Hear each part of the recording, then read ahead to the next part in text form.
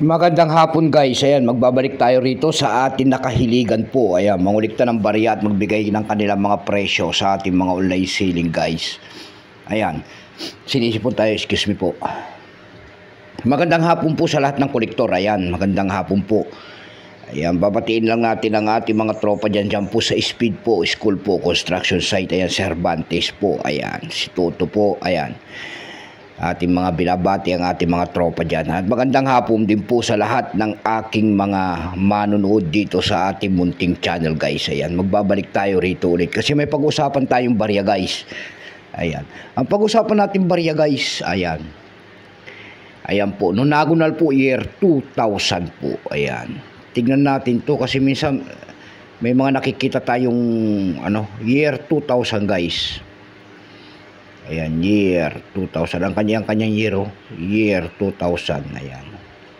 Siya po si Andres Bonifacio po, guys. Ayan, bago pong 5 piso po, bagong labas yan. Ayan, pagkatalikod naman makikita nyo ang tayabak, kung tawagin nila. Ayan, guys, tayabak. And then, ayan, bagong selyo po ng BSP.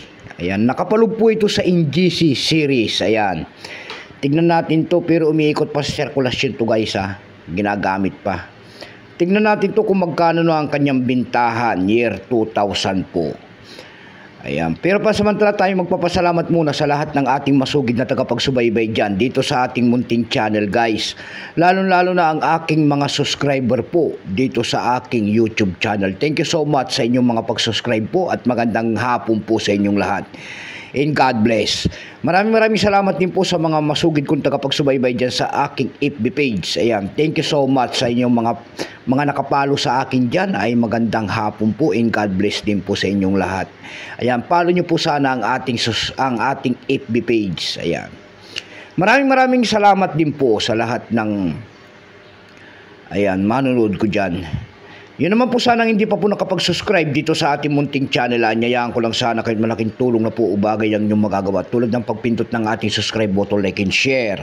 Para ma-update ko naman kayo sa mga bago ko pang lalabas na video about coins. Ayan. Nagsimula ang years ito guys mula year 2019 hanggang 2021. Ayan. Kilalanin mo muna natin siya. Value nito guys 5 pesos. Nakapalog po ito sa NGC series. Ayan, new generation currency kung tawagin nila. Currency nito peso 1967 up to date po. Kung ano materialis ang ginamit sa barya yan po ay nickel plated steel. Ayan, tignan natin guys kung namamagnet. Ayan, magnetic guys. Ayan, magnetic kahit nasa capsule. Magnetic kahit nasa capsule. May bigat lamang itong 7.4 grams. May haba naman itong 25 mm. May kapal po naman po itong 2.2 mm. Orientation ay medal alignment. Shape po niyan, ayan, nonagonal po, 9-sided kung tawagin nila. Number N-187 351. Reference number KM-312. Ito pong year 2000 na ito guys, ito po ay 25%. Ayan.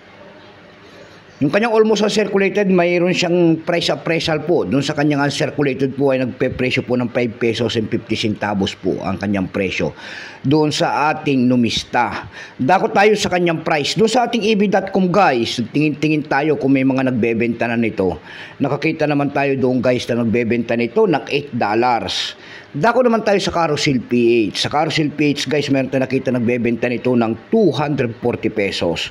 Nasundan po yan ng 120 pesos. Yung pinakamababa po na bintahan doon ay 20 pesos na. Ayan. Ayan lamang po ang ating may babahaging kanyang presyo guys. At magandang hapon po. Huwag kayong magpapaniwala guys na milyon o mahal ang ganito mga coins. Ayan. At wala pa pong bumibili mga kolektor. Ayan ha. Hanggang dito na lamang po at magandang hapon po sa inyong lahat.